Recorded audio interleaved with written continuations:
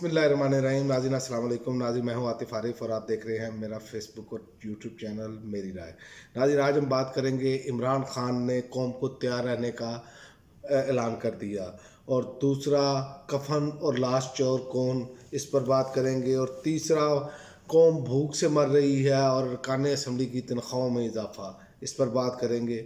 सबसे पहले बात करते हैं, इमरान खान ने कौम को तैयार रहने का हुक्म दे दिया और उन्होंने कहा कौम तैयार रहे, जल्द अगले लाहे अमल का ऐलान करूँगा।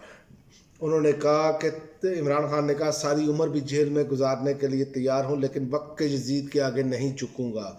जेल में 500 दिन मुकम्मल होने पर अपने वर्कर्स वकला से डयाला जेल में अदालत में गुफ्तगू करते हुए उन्होंने कहा कि सबसे पहले तो आपने घबराना नहीं, अल्लाह हक है और हक सच का खुदा है और सब्र करने वालों के साथ है। हम सब इस मुल्क की हकीकी आज़ादी के लिए कुर्बानी दे रहे हैं। उन्होंने कहा आपने सब्र करना है और मेरे साथ मिलकर जुल्म का मुकाबला करना है।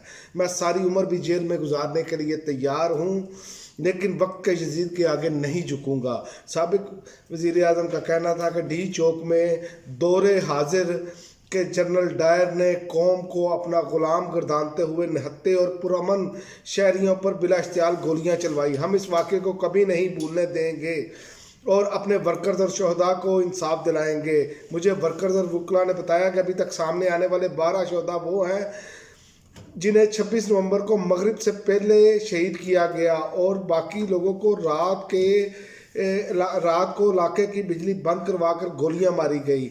इनको किधर गायब किया गया है? यानी कि इमरान खान देखे कि इमरान खान तमाम चीज़ों से बाखबर है कि ये जो मामला इन्होंने किए हैं वो ठीक नहीं किए। इन्होंने जिस तरह का जुल्म किया है वो हमारे सामने है। तो इमरान खान पीछे हटने के लिए बिल्कुल तैयार नहीं। अब चूँकि मामला जो है वो बनने जा रहे हैं, चूँकि हुकूमत की तब्दीली है, अमेरिका में नई एडमिनिस्ट्रेशन आ रही है और इस हुकूमत की टांगें कांप रही हैं और ये कोशिश कर रहे हैं कि उससे पहले पहले मामला को तय कर लिया जाए, किसी ना किसी तरीके से इमरान खान से कोई गारंटी ले ली जाए।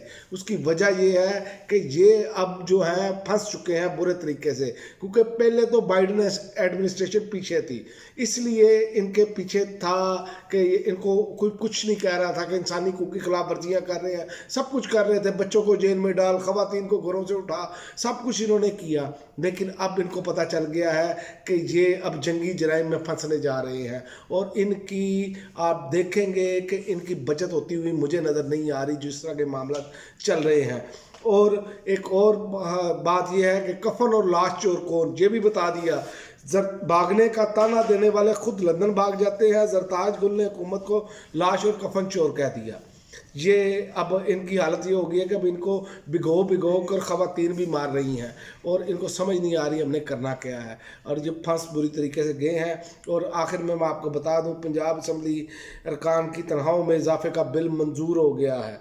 अपोजिशन ने इस पर एतराज़ किया है, लेकिन मुझे ये समझ नहीं आती कि एक तरफ अवाम भूखी मर रही है, क्या ये फ्रीलांस नहीं कर सकते कौम की खिदमत?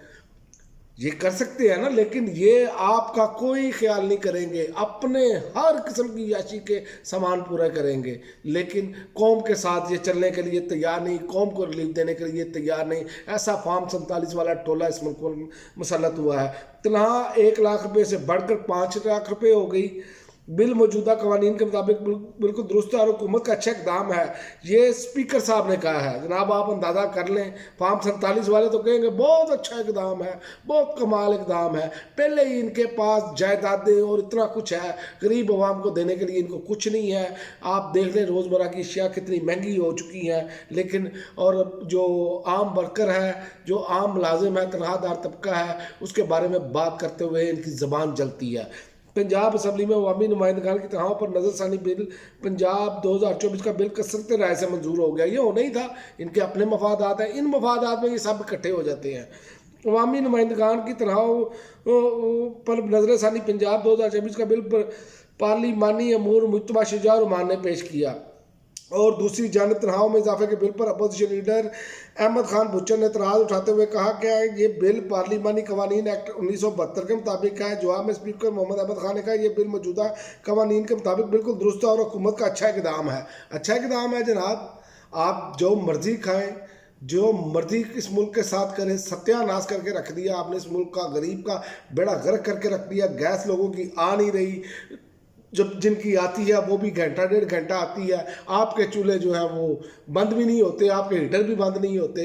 तो गरीब आदमी का इन्होंने बेड़ा गर्क कर दिया, बुरकस निकाल दिया है और ख़ुद सुकून के साथ ये ज़िंदगी गुजार रहे हैं, और जो इनको लाने वाले हैं वो इससे भी ज़्यादा पुरसकून है। तो आप यहीं से अंदाज़ा कर लें कि इनकी तरजीहात क्या है। इसीलिए कौम को शदीद तरीन गुस्सा है इन पर। और याद रखें, कब जब भी कौम को मौका मिला इनके साथ ऐसी होगी कि ये निशान इबरत बन जाएंगे।